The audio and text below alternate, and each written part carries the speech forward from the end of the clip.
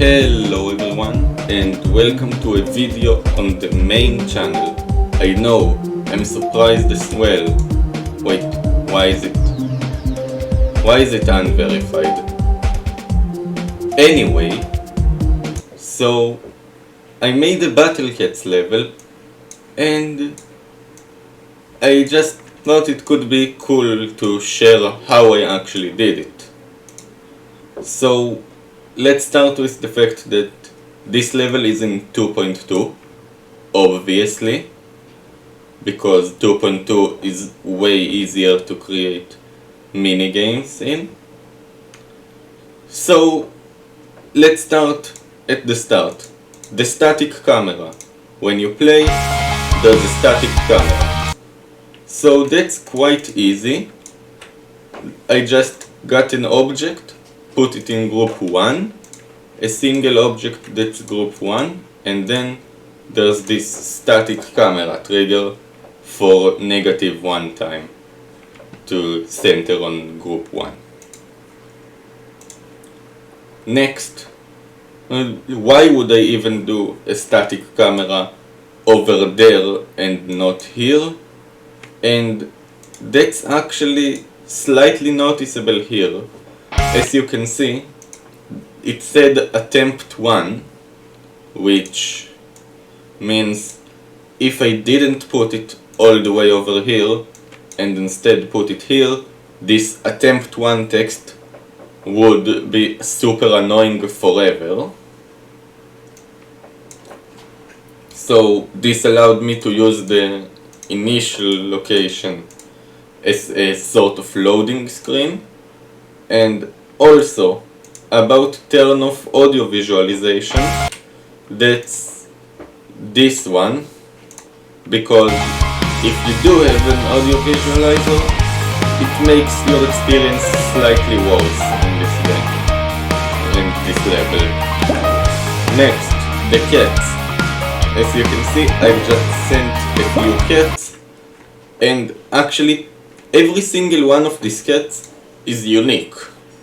Let's take this and just deactivate those triggers and activate those triggers, and check out this.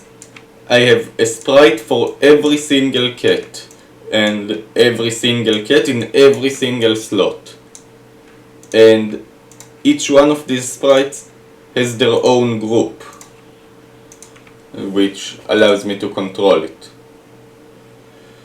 Also, another important note is the object counter, which... oh, it disappeared. Anyway, which before I used the full blocks to draw cats, I used pixels to draw cats. This artifact is still here on the Titan cats, and when I used pixels there were too much objects and the game couldn't load the level. It just crashed back to the level screen, which is the screen before you open the level. Anyway, I believe I made a cute version of the cat base. Of course, some objects could be saved and reduced, but that doesn't really matter when I could have saved all of those objects on Titan Cat. And therefore, let's actually take a look at the level when played from here and with the visualization turned on. So when we first activate the cat, it instantly toggles off all of the other sprites which are on the same location, and then it also toggles on the normal sprite, and that allows us to actually use that to our advantage. There we go. So you can see the cats attacking.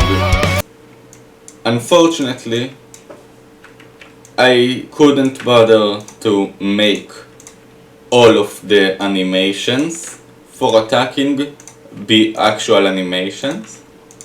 I mean, I could have done it, but that would have taken way too much work, so I decided not to do it. And instead, there are two frames, the frame for walking and the frame for attacking. And for the cat, for example, this attack animation works pretty well, I think. And for the gross cat, the attack animation is way worse, but that's not too bad.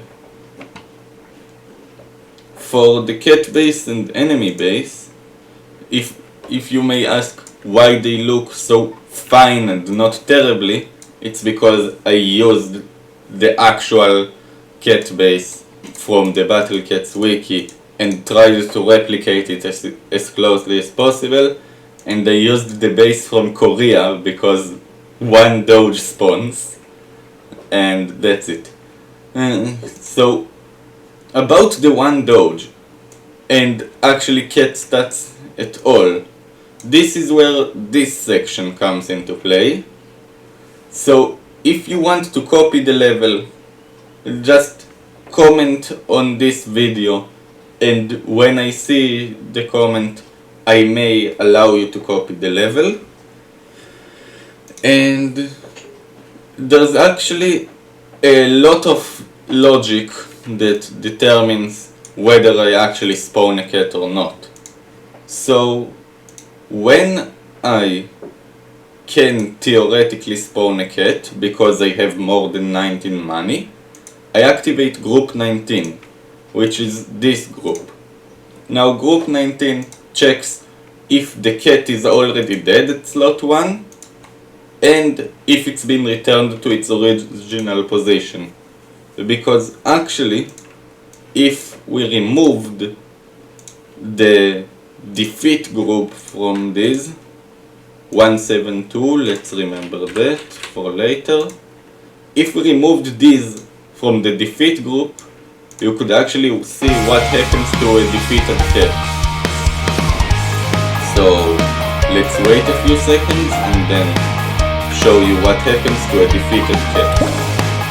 So when a cat is defeated, usually they also take knockback, but then they are returned to their original position like that. And if I didn't use the defeat group, you can see how it became a bit cursed. You can also see how the cat returns to the exact same location each time. And also, the location is set to 0 slightly before the move trigger is completed, so theoretically you can summon a cat and see it still in a knockback animation, but that's just a visual glitch. Don't worry about it. And let's return this group. And let's actually now take a look at the stats of the cat. So stats are represented with triggers. So stat 11 is the health of the first cat. Stat 53 is 5, so attack duration of the third cat. And then stat 63 would be how far through the attack is the cat currently. When the cat is attacking, then you can't really do anything, and that's the cat is gonna keep attacking until it finishes its attack animation. And there's also the hitback and sturdiness stats, which the sturdiness stats is how much health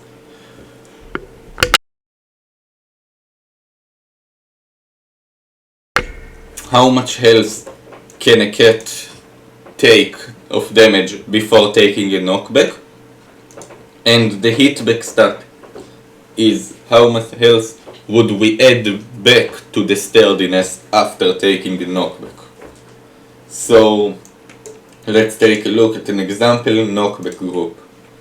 So the knockback group for slot 1 is 146. So when the Doge successfully attacks and reduces Cat 1's sturdiness beyond 1, he calls group 146 to take care of the knockback. And the knockback is very simple. You lose 100 location, and you also move back those 100 location, which small step is amazing. Without small step the game would be trashed. And then you also return the sturdiness and try to return it again. And the defeat group is working in a similar way. When Cat 1 is defeated, the Doge calls group 172, which includes those 4 triggers. Those triggers are to check where the cat is located. Those triggers are to turn off the cat sprite. And then this trigger checks if the cat is located after the base, and if it's located after the base, return it back, and if it's located beyond the base, return it forward. And if you returned the cat forward or back, respawn the group again. But you have to have a delay that's non-zero, otherwise the game just decides it's an infinite loop and prevents you from doing it. And we've worked on the defeat knockback groups. So let's see the attack animation.